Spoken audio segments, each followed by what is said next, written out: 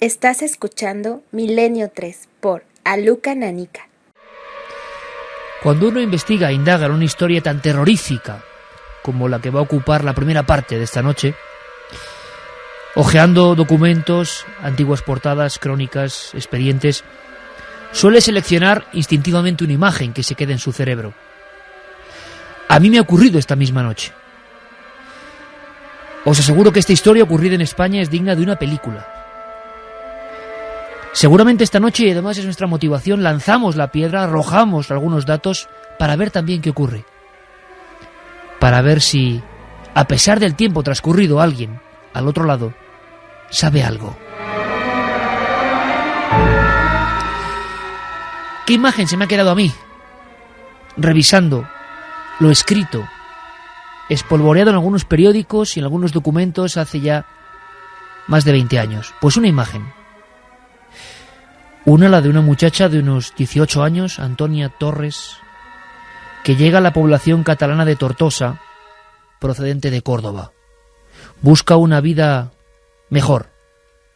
Quizá por la misma época, una mujer que dice tener poderes, sensitividad especial, Manuela, viaja de la provincia de Badajoz, Olivenza, a la capital catalana. No sabían que sus vidas se iban a entrecruzar de esta forma tan misteriosa. Pero el golpetazo, la imagen impresionante de otro de los actores de esta trama real es la de otra muchacha, amiga de Antonia, protagonista de lo que vais a escuchar, que ciertas noches se despertaba. Era algo más que una pesadilla. Parecía que la imagen de su amiga se presentaba en la habitación. Esta chica, 1, 2, 3, 4 días, se incorporaba en la cama. Casi escuchaba un nombre. Se frotaba los ojos, volvía a acostarse y ahí seguía la imagen. La imagen de unos restos humanos. La imagen de una chica muerta, quemada, en una cabaña de pescadores. Y esa imagen, en esa pesadilla, al parecer tenía algo que ver con esa amiga suya desaparecida hacía un tiempo. Y en la pesadilla, esa visión de los restos humanos casi calcinados gritaba. Pedía quizá justicia de ultratumba. Justicia de ultratumba. Así titulaba su crónica un 27 de diciembre de 1986. Un reportero de sucesos del periódico El Caso. Justicia de ultratumba. Como un grito desgarrador, donde se entrelazan sangre y misterio. Un crimen ignorado, años de olvido, visiones en la noche, pesadillas, premoniciones y un laberinto de pruebas y sorpresas que revelaban una terrible verdad. 1:14, siempre en directo. Esto es La Nave del Misterio. Carmen, buenas noches. Buenas madrugadas, Iker. Una historia de la que quizá alguien sepa algo. Abrimos líneas de inmediato porque una de las motivaciones es esa. Es un caso muy difícil. Vais a escucharlo y puede que tengamos suerte y esta misma noche en vivo recibamos algunos datos nuevos. Vamos a hablar de ese caso y de otros muchos casos en los que tuvieron que intervenir videntes de la mano de las fuerzas policiales, por ejemplo. Hay 2 vías de contacto, 7640, palabra clave milenio, espacio y vuestros mensajes, o milenio3 con número @cadenaser.com. Como venimos haciendo en semanas anteriores, Iker, vamos a regalar 3 novelas entre todos los que participen en esas vías de contacto. ¿Creéis que es posible que alguien pueda detectar la agonía? Que alguien a distancia sienta la energía, quién sabe, de una persona que está pasándolo muy mal. Es cierto que la policía ha colaborado con sensitivos, de los que no sabemos nada y que no salen habitualmente en la tele, vestidos con extraños harapos, desde luego. Personas que incluso sin dedicarse a estos menesteres acuden con un pálpito que parece casi uno de esos sueños o pesadillas donde alguien les llama. ¿Creéis que es posible? Paco Pérez Caballero, nuestro compañero, recién llegado de investigar esta historia. Justicia de ultratumba. Qué gran titular de Ángel Colodro. Paco, buenas noches. Buenas noches, Iker. Lo decíamos antes de entrar en este ambiente tan en penumbra esta noche. Es una de esas historias que podría originar una auténtica película. Nos extraña cómo no se hizo un libro en su día. ¿Impresionado? Desde el principio, la verdad es que la historia llama muchísimo la atención. Desde ese inicio, de esa desaparición tan misteriosa, empieza con una mujer que se queda embarazada de su novio y, bueno, lógicamente lo primero que quiere es casarse con él, pero él tiene dudas, no solo por su propia manera de pensar y de vivir, sino porque sus padres no aceptan a su novia embarazada, que se dedicaba a ser criada. Es esta muchacha, Antonia Torres Sánchez. Exacto. Entonces, llega a Tortosa día, de Córdoba, año 77. Año 77. Y se trasladan a Zaragoza, donde intentan iniciar esa nueva vida, quieren vivir juntos y toman la determinación de irse, efectivamente, pues a formar un nuevo hogar, pero no lo hacen en un domicilio normal, se meten en un 600. Y durante días van entre otros lugares a Tortosa a ver a la familia de ella, viajan por todo el país y de repente vuelve él y su novia no está. 18 años, 1977. Los padres acabarán denunciando esa desaparición. Le escribían, al parecer, al novio con quien había iniciado esa aventura y este decía que habían ocurrido cosas demasiado extrañas. Es hora de ir contando paso a paso esta historia. Lo cierto y verdad es que en aquel 1977 esta chica Antonia Torres, una mujer pues muy pizpireta, muy formal, según dicen los informes de la época, trabajadora, era una mujer menuda, desapareció dejando su DNI, las ropas, todo, y esto hizo sospechar ya a la policía. Los padres denunciaron, pero era entonces tan solo una desaparecida más en aquel marasmo de personas que no volvían jamás en España de aquellos años. El autor de ese reportaje es ese periodista de pura cepa del periódico El Caso, Ángel Colodro, que nos escucha en vivo. Ángel, buenas noches, amigo. Hola, ¿qué tal, Iker? Buenas noches. Pues primero un placer tenerte como siempre aquí con nosotros. Estamos muy impresionados después de que tú nos hayas proporcionado diferentes documentos, datos. Esto supera a cualquier serie norteamericana. Esto es absolutamente increíble y a mí sí me gustaría que entre los dos, Ángel, entre Paco y tú, podéis ir contándonos paso a paso, sobre todo para que la audiencia se haga un poco eco de lo que fue ocurriendo. Tenemos, ante todo, en ese final de los años 70, una desaparición de una muchacha. De momento, nada más extraño, de no ser porque la madre de esta chica empieza a acudir a todo tipo de fuentes pues para intentar llegar, ¿no?, a saber qué ha sido de su hija. Así es, el caso es que en un momento determinado intervino en un programa de radio. En el que estaba esta vidente y entonces, bueno, pues le hizo la pregunta de qué se sabía de su hija. Había transcurrido mucho tiempo y la respuesta inicial fue que la hija había fallecido. Y fue entonces cuando la mujer se puso en contacto con un detective privado y empezaron a investigar y fue así como se llegó a saber que el novio había acudido con ella a una casita de pescadores y en esa casita de pescadores supuestamente después de un aborto pues la chica se había desangrado, el chico se había asustado y quemó la casa de pescadores. ¿Qué ocurrió? Pues que efectivamente el chico fue detenido por un delito, digamos, menor, pero al encontrar los restos, Paco nos podrá decir qué es lo que había en aquellos restos.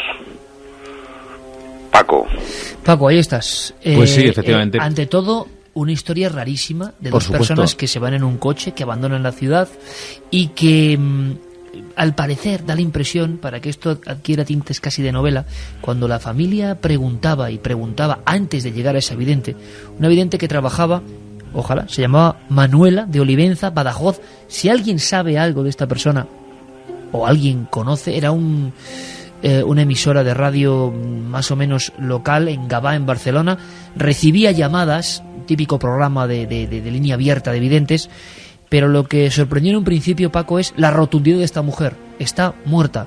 lo vio como en un flashazo y no tuvo la menor duda. No, además le dijo, no solo está muerta, sino que su hija ha sido asesinada. Algo que también hay que decir que la familia sospechaba, porque lógicamente la desaparición no había sido normal. No era normal que se hubieran ido a vivir en un 600, no era normal que hubiera vuelto el chico diciendo que simplemente le había abandonado a mitad de camino y que no sabía dónde estaba. Porque lo primero que dice es eso. Y cuando empieza todo este tema, ya se ha vuelto a casar, se ha olvidado de su antigua novia. Han pasado como 7 u 8 años. 7 u 8 años, y lógicamente él ha rehecho su vida, nadie ha seguido buscando a Antonia, y es a través de esta vidente que dice su hija está muerta, cuando el detective Jorge Colomar se pone tras la pista y empieza a tirar del hilo. Pero es que no es este el único camino paranormal que tiene este caso. Hay otra mujer que tiene unos sueños recurrentes, como hemos dicho al principio del programa, que son muy intensos, y que ella ve a Antonia consumirse en las llamas, pedir auxilio y no poder salir, y ve claramente que es una casa que tiene 2 puertas, una delante y una detrás, y que se está consumiendo y que pide ayuda y que no sabe. En fin, no se corresponde al 100% con la realidad, porque cuando le prenden fuego a aquella caseta, ella ya está muerta, pero sí es una imagen muy viva de lo que le pudo pasar, ¿no? De que ella estaba muerta. Y esta mujer habló con el detective, él me lo ha dicho a mí directamente, dice, y a mí este sueño me impactó muchísimo más que lo que me dijo la vidente. Vamos a recapitular, Paco, porque luego iremos sabiendo lo que tú has descubierto en esta reinvestigación 20 años después. Después de 7 u 8 años de la desaparición de esta mujer, la madre, angustiada, llega incluso a preguntar a una vidente por radio. La vidente dice que está muerta sin duda. La propia madre se queda impresionada, pero insiste. Tan es así que acaban ante un detective, y este detective empieza a investigar un caso de 8 años. Dificilísimo y sin una sola pista ni investigación anterior. Y entonces es cuando empieza a volver a investigar, a volver a tirar del hilo, a volver a preguntar a un novio que empieza a decir, Ángel, que bueno, que habían tenido ese incidente, un aborto, y se había desenvuelto del cadáver, pero esto 8 años después. Exacto, es que, Jordi Colomar es un detective muy conocido de Barcelona que colabora con medios de comunicación. Él aceptó el caso de una forma gratuita y él hizo un trabajo realmente encomiable, porque él lo primero que hizo fue coger todas las diligencias judiciales, y ahí fue donde analizó las declaraciones que había hecho el novio. ¿Qué ocurrió? Él fue al ver al novio y claro, pues él había transcurrido 8 años y ahí observó que había muchas contradicciones, y eso fue lo primero que le puso a Jordi en la línea de que ahí desde luego había algo raro. Luego se encontró con lo del supuesto sueño. Yo no creo que fuera un sueño lo de la amiga, porque los sueños generalmente los sueños se producen sobre fenómenos que nosotros mismos hemos conocido y en espacios que nosotros hemos visto, y ese espacio concreto no lo había visto esta mujer. Es decir, yo creo que era más bien una especie como de premonición, de visión. Sí, como una especie de visión alucinatoria. O sea, Ángel, importante, al mismo tiempo, digámoslo así, que esta vidente tenía clarísimo a través de la radio, sin tener ningún contacto con la muerta, ni hace 8 años, de que estaba muerta, esta otra persona recibía con nitidez la visión de unos restos quemados en una casa de pescadores. Exacto, pero es lo que tú estás diciendo, visión, más que sueño, aunque ella lo pudiera disfrazar como sueño en el sentido pues de que estas visiones las tuviera por la noche. Y esto fue realmente lo que a nosotros en el caso, todas este conjunto de factores, lo que más nos impactó. Ten en cuenta que nosotros en el caso lo que siempre tratábamos de buscar eran los porqués racionales, los porqués de que una persona haya llegado incluso a asesinar a otra, los porqués mentales y los porqués sociales y todos los porqués que existen detrás de un crimen. Pero claro, es que en este caso el por qué se había producido el crimen ya se supo después, pero la clave está en por qué se aclara este crimen. ¿Cómo se aclara este crimen? Sí. Bueno, tenemos un dato más, Ángel, impresionante, que es que 15 de junio de 1985, es decir, 7 años después de la desaparición de esta muchacha, que se va con su novio, su madre llama a ese programa, a ver si alguien sabe más datos, se llama El Teléfono del Más Allá. el teléfono del más allá. Y es cuando le impresiona tanto lo que responde esta vidente, Manuela, de origen extremeño. Es más, incluso parece que hay una discusión. La grabación imagino que sería imposible de conseguir ya prácticamente, quizá alguien esta noche la tenga, quién sabe. Al parecer la madre un poco con cierta vergüenza o bueno, tengo un problema familiar, y al parecer es la vidente la que le dice que hace 9 años que no ha visto a su hija. La mujer incluso duda, y la vidente, sensitiva, como sea, que nosotros somos bastante reacios con este asunto, pero es lo que al parecer ocurrió, le dice que no son 9 años exactos. Y después que está muerta. La mujer se queda impresionada al otro lado del teléfono y le insiste en que está muerta. Y es entonces cuando este investigador empieza a cercar al novio.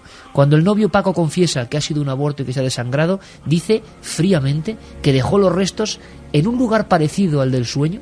Sí, exacto. Y que efectivamente se asustó y le prendió fuego. ¿Qué sucede? Que la policía inmediatamente se moviliza con la ayuda de Jorge Colomer, que le da todos los datos de los que él dispone, y la policía encuentra algo. Después de tanto tiempo y después de ese fuego, aún quedaban restos. Y aquí yo creo que es la parte más sorprendente de toda esta historia, porque encuentran unos pocos huesos, muy pocos, muy pequeños, y una parte del cráneo, solo una parte, en la que hay además un disparo de bala. Sí, que encuentran la parte que conserva la prueba. Pero entonces lo impresionante es que ya la policía vuelve a reabrir el caso gracias a estos detalles, Ángel, y no solo eso, sino que cuando el detective le hace confesar, bueno, ha sido un aborto, queríamos abortar, estábamos en un 600, se desangró en el coche, la policía recupera el 600 de hace 7 o 8 años, lo examina y ve que no hay sangre, vuelve a acercar al novio. Y la vidente, Ángel, si no me equivoco, esa vidente un poco en la sombra de esta historia, insiste en que de aborto nada. ¿Es posible? Asesinato. Es posible, eso es verdad. Ángel, es increíble. Bueno, es tan verdad como el hecho de que de esos restos que quedaban, prácticamente solamente reconocible y recuperable es el resto en el que está el disparo, un agujero que inequívocamente es un disparo, pero que posteriormente conduce incluso a recuperar el arma que había sido comprada previamente por el novio. Es decir, que de aquel accidente que se había podido producir, o aquel delito menor de una exhumación ilegal, o una inhumación ilegal, lo que al final se produce es un asesinato perfectamente premeditado. Y es más, es que después de tantísimo tiempo se llega a encontrar el arma.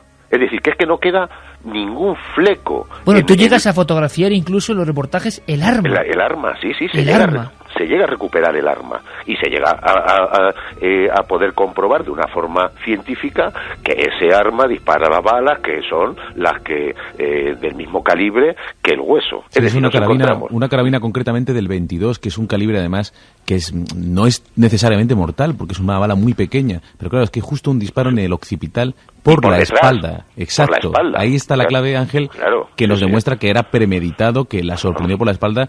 No sabemos si hubo una discusión. Solo él sabe realmente que hoy estará en la calle, probablemente. Sí, porque, pues claro, el condenado a 20 años. Cumplido y se ha cumplido su pena, pues lógicamente se habrá beneficiado de los derechos penitenciarios. Mira, Ángel, qué impresionante, porque además del caso tengo, por ejemplo, a toda página en La Vanguardia, año 89, y os voy a leer. El fiscal pide 28 años de cárcel para el autor de un crimen resuelto por una vidente y un detective. Y lo más curioso de esta historia es que, claro, antes de que la policía rastree el lugar de ese sueño de una amiga por un lado y de la impresión de la vidente de asesinato por otro, resulta que antes de que tengan los restos, y que uno solo de los restos, que eran mínimos al parecer por el tiempo transcurrido y por el fuego que le había prendido el ejecutor del crimen, antes de que esos restos demuestren que hay asesinato, es que vuelven a consultar a la vidente y la vidente desecha de nuevo, dice que lo del aborto es una mentira, que es... Sí. Y insiste en lo del asesinato, lo tenía así de claro. Sí, la vidente lo tenía. Pero lo que te decía, Iker, analiza los elementos. La primera llamada a la vidente, el sueño. Luego que aparezca solamente ese resto. Y después que se encuentre el arma. Es decir, 4 elementos totalmente aleatorios que en un momento determinado se juntan para aclarar un crimen. Y aquí no nos encontramos en la película aquella célebre de Hitchcock que era La Trama. ¿Recuerdas aquella película en la que había una medium que tenía contratado a un detective para investigar las cosas de los clientes a los que iban a la consulta? No, aquí lo que nos encontramos es un hecho totalmente casual, porque ¿qué pudo motivar en aquel momento a aquella madre a llamar a aquella vidente para que empezara a desencadenarse todo esto? Toda esta justicia de ultratumba. Nunca mejor dicho, tu titular hacía perfecto eco a lo que ocurrió. Creo que es un caso único y que luego no se ha ido recuperando, ¿no? Así como otras intervenciones de videntes supuestos con mejor o menor resultado sí que se han hecho públicas. Esto, bueno, se quedó enseguida en la sombra, se condenó a este hombre, enterró el cuerpo a unos 24 kilómetros de Caspe, en una zona conocida como Mar de Aragón, lo más tétrico, ¿no? Recordando el sueño de esa amiga que veía el cuerpo de Antonia gritando, los restos gritando en una choza, es que al pegarle fuego, al parecer, según también a la policía, las llamas quebraron las vigas de madera y cayó el techo sobre el cadáver. Y se cubrió el cadáver, Ángel, ¿esto es cierto? Sí, recuerdo, sí.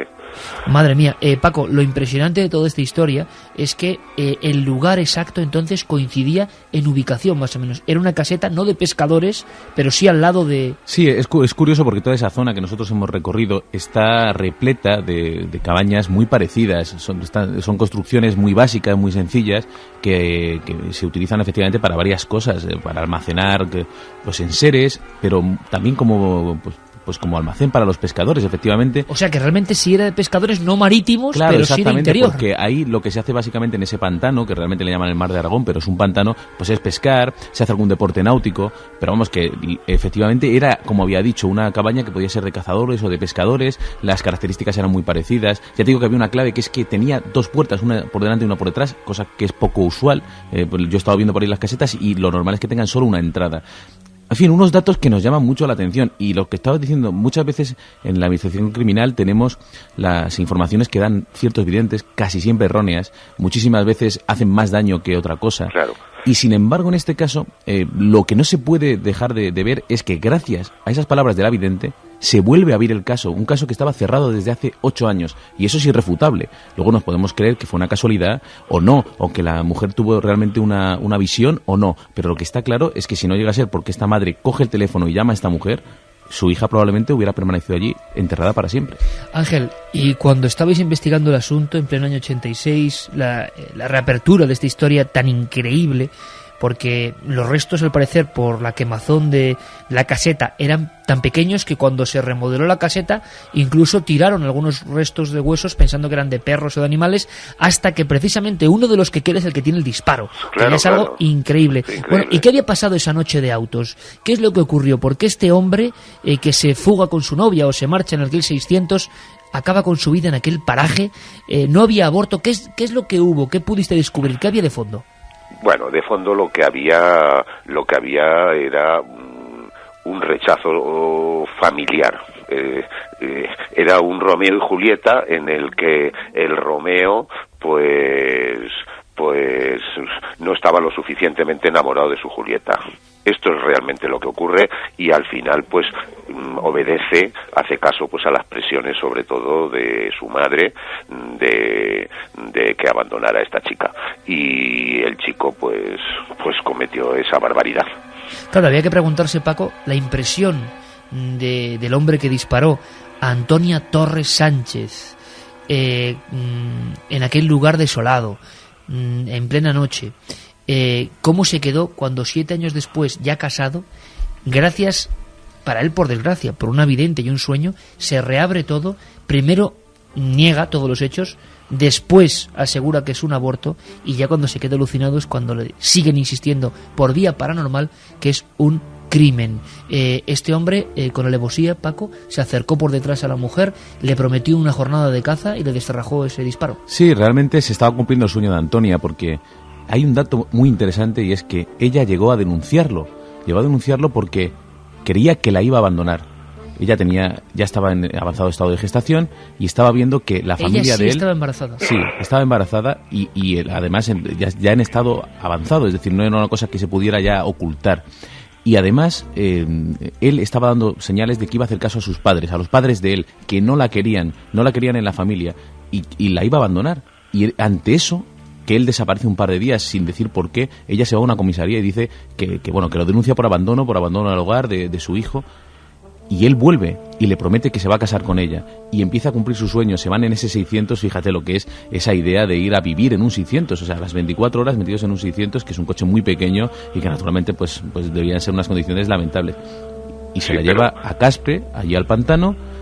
Ella baja del coche, no se sabe muy bien, él dice que hubo una discusión, no se sabe realmente si simplemente bajó y la remató. Lo que está claro es que él sacó su carabina, que la tenía ahí por algo. Él decía que era para espantar a los mirones, porque claro, como estaban haciendo vida por completo ahí en el 600, pues mucha gente se acercaba, en fin, nunca estaba seguro. Entonces, que era para eso, un arma de un calibre muy pequeño. Y luego rocía el cuerpo con gasolina. Y quema totalmente la casa, dejando... Es impresionante que aparezca simplemente...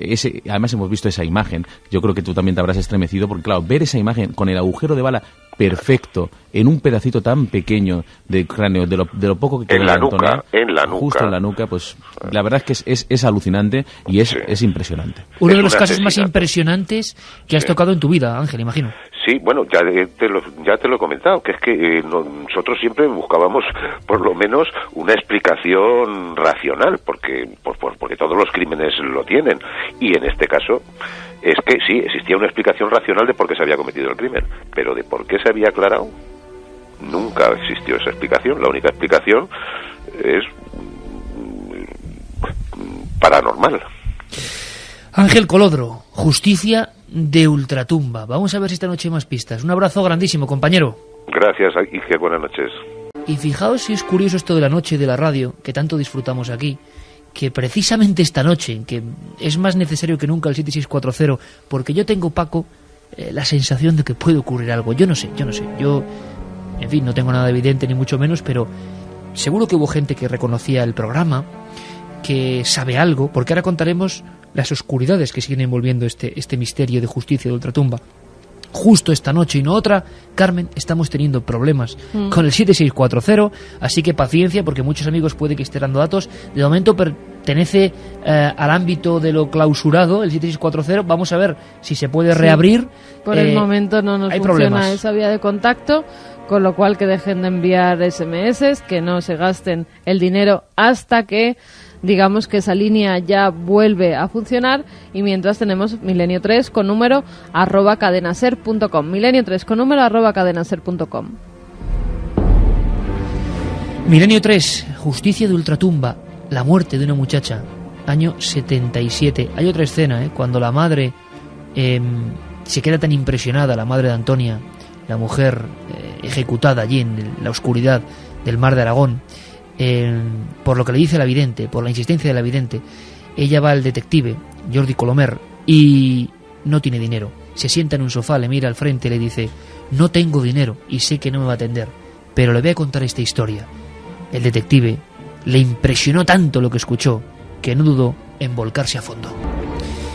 Con Carlos Largo, Fermín Agustí, Carlos Ródenas en la nave de los sonidos.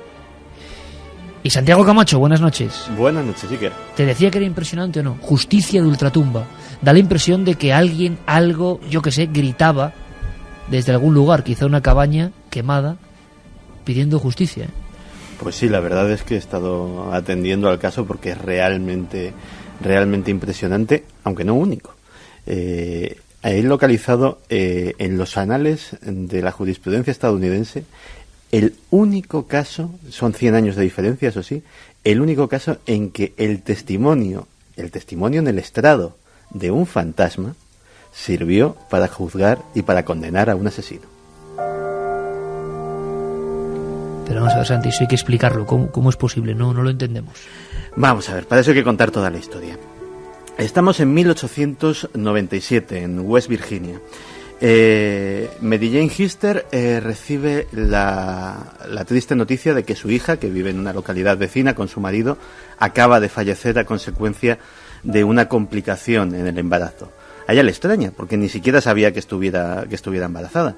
Pero bueno, se pone sus vestiduras de luto, acude al funeral, ve el féretro con el cuerpo amortajado de su hija, lloros, la pena de lógica del marido, entierran a la muchacha y bueno, ahí podría haberse quedado la cosa. Hasta que días después, la buena de Mary Jane empieza a ver a su hija por los rincones de su casa. Al principio cree que se está obsesionando, pero poco a poco las presencias se van haciendo cada vez más evidentes y intenta hablar con ella. Y para su sorpresa le responde y empiezan a hablar. Y le comenta que no ha muerto a consecuencia de esas complicaciones en el embarazo, sino que ha sido estrangulada. Es más, que si exhuman el cadáver, podrán ver la tráquea rota, el cuello partido, e incluso dice que el fantasma, para demostrar que tenía el cuello totalmente quebrado, rotaba la cabeza hasta 80 grados, se la ponía mirando a la espalda para demostrarle a su madre que podía realmente. Claro, y esto lo contó la madre en el juicio. Claro, y es más, contaba que el médico de la localidad, que había certificado la muerte por complicaciones en el embarazo, estaba protegiendo a su marido. Con muchos lloros, con mucha insistencia, con lo que solo una madre puede dar, consigue que el fiscal del distrito exhume ese cadáver y se haga una autopsia que efectivamente demuestra que ni estaba embarazada y que había muerto con la tráquea rota a consecuencia del estrangulamiento. Hay un juicio en el cual ya se juzga por asesinato al marido. Y en ese juicio, el abogado del parricida, el abogado del asesino, no tiene otra ocurrencia que llamar a testificar a la madre. ¿Para qué? Para demostrar que es una persona perturbada, que es una persona que con ánimo de venganza hacia su antiguo yerno, y que bueno, que básicamente es una conspiración para llevar a la cárcel a este. Pues el testimonio de esta mujer en el estrado, llevando al jurado las palabras de su hija, haciendo un relato de su hija ya muerta. De su hija ya muerta, haciendo un relato de cuestiones muy íntimas, como pueden ser constantes malos tratos, como pueden ser infidelidades, cosa que no sabía absolutamente nadie en el pueblo, que luego se fueron comprobando. Y desde luego el relato del asesinato y el posterior encubrimiento fue lo que llevó a este hombre a ser condenado a cadena perpetua. Ahora la gran pregunta es si la madre sabía algo más, si tenía procesos alucinatorios, si vio algo o no vio, si lo que vio era un fantasma o una información que quién sabe de dónde viene. Lo cierto y verdad es que si hay un caso parecido a este de Justicia de Ultratumba, podía ser exactamente el que acaba de narrar Santiago Camacho. Impresionante, de verdad. Y hemos querido preguntar a algunos buenos amigos por esto de los videntes sensitivos y trabajos con la policía. Ahora te pregunto tu opinión, Juan G. Ya veréis qué curioso. Clara Tahoces y Sol Blanco Soler. Dos visiones no distintas, porque incluso han trabajado juntas en varias investigaciones. Por un lado hay videntes sensitivos que notan algo, porque en este caso de Justicia de Ultratumba, del caso del mar de Aragón, de las cercanías de Caspe, 24 kilómetros de Caspe, aparece en esa choza el cadáver de Antonia, da la impresión de que se entremezclan visiones, videncias y sueños premonitorios. Bueno, pues Clara nos va a hablar de esos videntes que se ofrecen, y Sol Blanco Soler habla de que muchas veces son los organismos los que piden esas señales. Normalmente no es la policía la que pide la colaboración a los videntes, sino los videntes los que se ofrecen a la policía. Sí que me consta que la policía, de manera extraoficial, nunca de manera oficial, puede solicitar la ayuda de algún psíquico, de algún vidente, que en este caso se denominan detectives psíquicos o policías psíquicos, ¿no? Algunos organismos, pueden ser privados o públicos, pueden recurrir a una vidente que les pueda orientar con esa evidencia suya. En el caso que en fin tenéis entre manos, que es el de la policía, unas veces será una vidente conocida la que se ofrezca a la policía y su información porque ha sido capaz de ver algo que estaba hasta ese momento oculto y que a lo mejor puede ser de utilidad para la policía, o bien casos muy puntuales, muy raros y muy poco reconocidos por parte de la policía en general, que es cuando acuden a alguien que para ellos tiene solvencia y tiene garantía, para a ver qué opinan esas personas y si hay algún elemento que les pueda ayudar en sus investigaciones. Quizá dos caras de la misma moneda de un mundo del que habitualmente se sabe poco, la colaboración entre supuestos paragnostas o sensitivos y la policía. Jorge, tú que has trabajado de reportero siguiendo mucha información policial en diferentes cadenas de televisión, hubo algunos casos que marcaron mucho. Se ha hablado mucho de Anabel Segura y de los videntes que colaboraron, pero yo no sé si ha habido casos tan flagrantes, tan impresionantes como este que acabas de escuchar de Justicia de Ultratumba. No, y a mí además me gustaría poner los puntos sobre las IES porque mi experiencia personal es radicalmente distinta. O sea, el caso que me acabas de contar me parece impresionante, digno de investigar y digno de mencionar, pero lo que yo he vivido en persona, hablando con muchos padres y familiares de desaparecidos y desaparecidas, a través sobre todo de la organización de todas las, valga redundancia, de todas las organizaciones regionales que hay desaparecidos en España, que es ADESEPA, cuando yo he estado en congresos de ADESEPA, y he hablado con infinidad de personas que por desgracia tenían un familiar desaparecido, el caso es total y absolutamente contrario. Los videntes aparecen nunca jamás a la policía ni a la Guardia Civil, sino siempre directamente a los familiares para sacarles todo el dinero que sea posible. Es más, hablé una vez incluso con un señor que era de Barcelona, de Cataluña, que cayó en una depresión terrible, su hijo había desaparecido, y la forma en la que me explicó cómo le estafaron una gran cantidad de dinero era tan sencilla como una señora que cogía un péndulo, cogía un mapa, y de repente pues aquel día entraba en trance, le cobraba 100.000 pesetas y le decía pues que su hijo pues estaba, por ejemplo, en la provincia de Huesca. Siguiente vez en un río que atravesaba Huesca, siguiente vez en un pueblo exacto de Huesca, y cada vez que le iba cercando más el círculo le iba aumentando la cantidad hasta llevarle a la total y absoluta desesperación. Entonces lo que sí me gustaría hacer hincapié es que yo sí creo que es posible que alguien tenga, cómo no, el don de repente de tener una sensación, un sueño, una videncia, algo.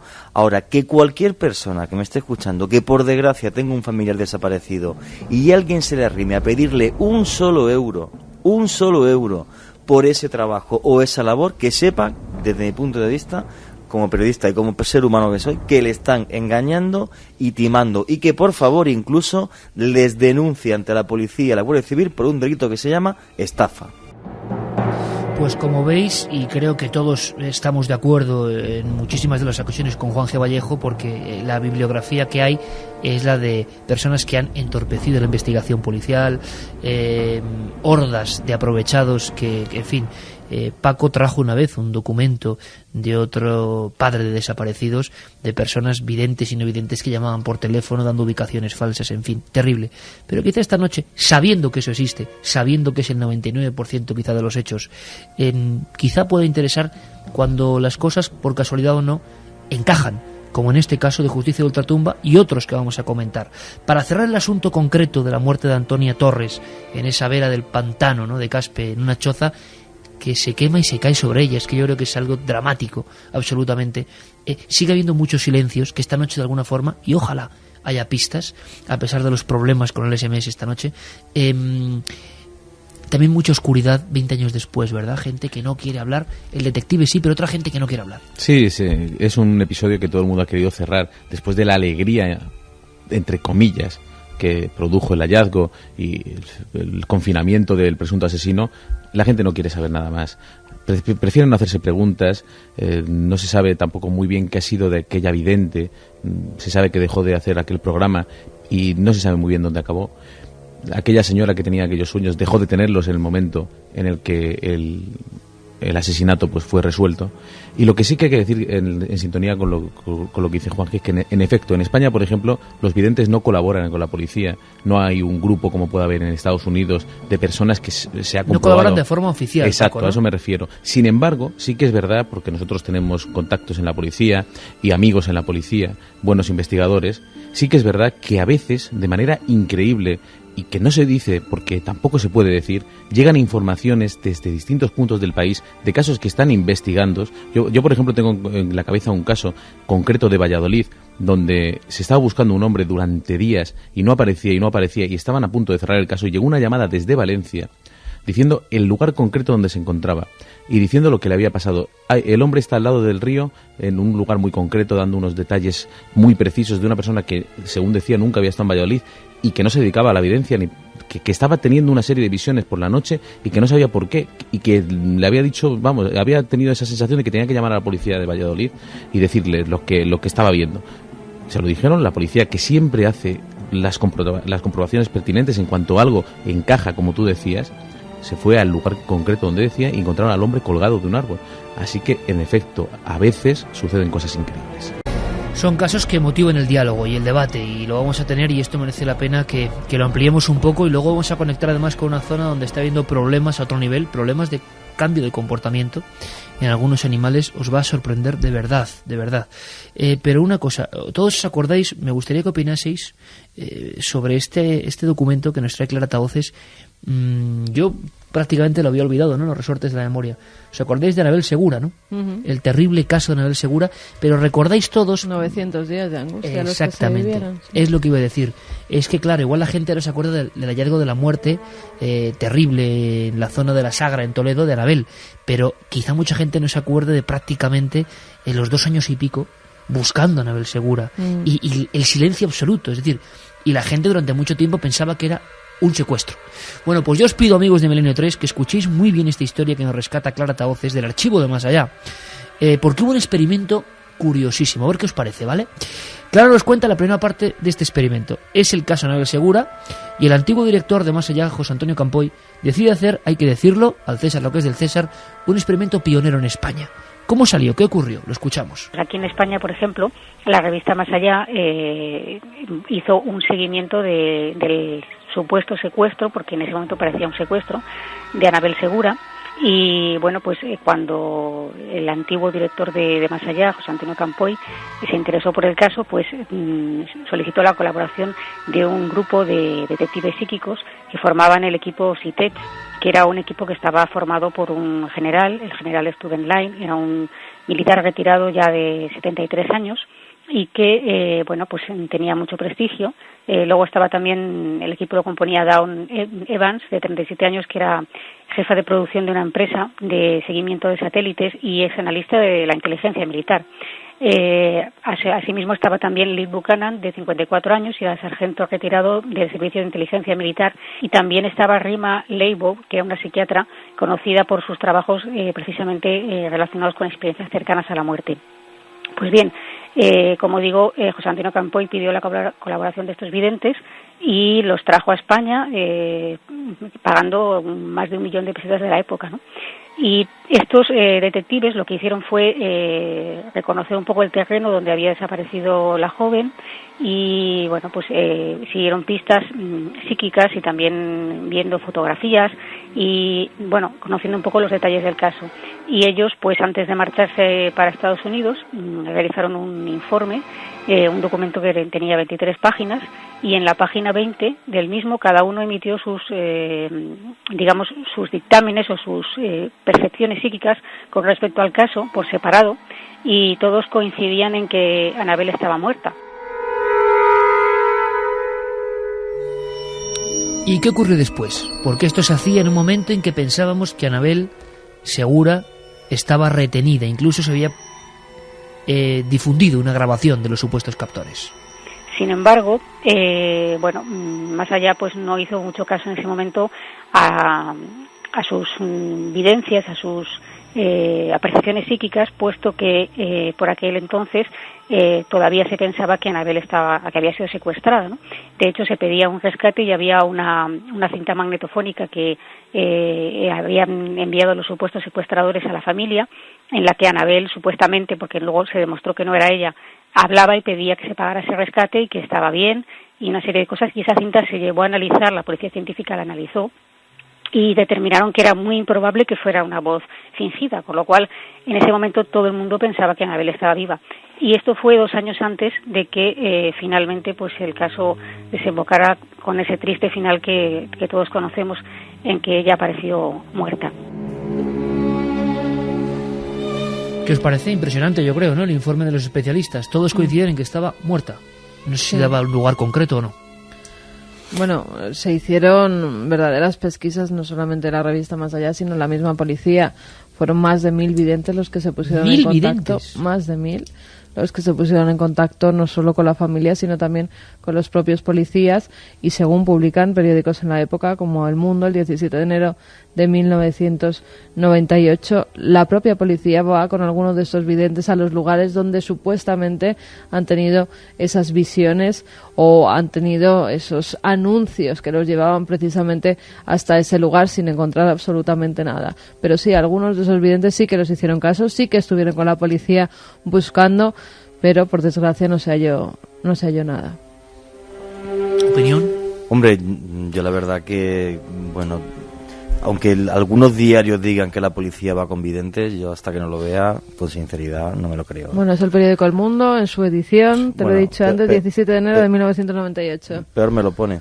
No, peor me lo pones, no, es un respetado periódico. Bueno, será español, para ti. vamos, bueno. Entonces, bueno, el hecho de que este periodista diga que ve un vidente, bueno, pues no digo que a lo mejor no tenga razón, pero lo que sí tengo claro es que la policía, de forma oficial, puede ser que algún comisario, algún subcomisario o alguien conozca alguna vez o haya tenido la relación con un vidente en concreto, que por H o por B le dé un dato y lo siga. Ahora, que la policía como entidad en sí o la Guardia Civil eche en manos de videntes y además con nombre y apellidos, como institución no, igual que como institución sí. Por ejemplo, Diputación de Granada pidió un grupo de parapsicología que investigara en el edificio de Diputación de la calle Mesones porque había un fantasma y a ver si podían echarlo, pero que la Policía Nacional eche en manos de un vidente en concreto en este país, que yo sepa, nunca, con nombre y apellidos jamás. Entonces, que alguien me diga, aunque trabaje en el diario El Mundo, en el ABC o en El País, que la policía fue con un vidente, pues yo lo siento mucho. Con varios, no con uno. Pues bueno, nombre y apellido. Vamos a dar un dato más. Sol Blanco Soler, que según contaba el equipo del Padre Pilón, es verdad que estuvieron investigando algunos de estos casos, habla de la diferencia de cómo los sensitivos, en este caso sería Paloma Navarrete, yo creo que de sobra es conocida por la gente que sigue, por ejemplo, Cuarto Milenio, porque ha venido varias veces. Bueno, pues resulta que la diferencia entre detectar el no sé qué de alguien que está muerto y de alguien que está vivo, porque hablamos de secuestros o de asesinatos. Escuchamos las palabras de Sol Blanco Soler. Dice que es más fácil los muertos porque no se mueven del lugar. Vamos a ver, si tú le dices, mira, mi hijo o mi hija ha desaparecido, si está viva, se está moviendo y entonces es más difícil ubicarla. Sin embargo, si está muerto y haces el estudio, pues no se te va a mover del lugar. Nos encontramos sin duda ante uno de los episodios criminalísticos paranormales más extraños y más sensibles, porque es cierto que luego las fuerzas de seguridad no quieren jamás admitir que una pista de este tipo ha podido ayudar a resolver un caso. Pero entonces, por ejemplo, ¿qué hay de verdad en la historia de Alison Dubois, de la protagonista encarnada por Patricia Arquette en la serie de éxito de la televisión aquí en España en 4, precisamente, Medium? Es cierto que esa mujer colabora realmente con el FBI, es cierto que esto puede pasar en Estados Unidos de manera más real y cotidiana y que en España todavía da miedo. Lo que no cabe duda, y lo hemos dicho, es que el 99% de los casos, estamos seguros, son auténticas estafas.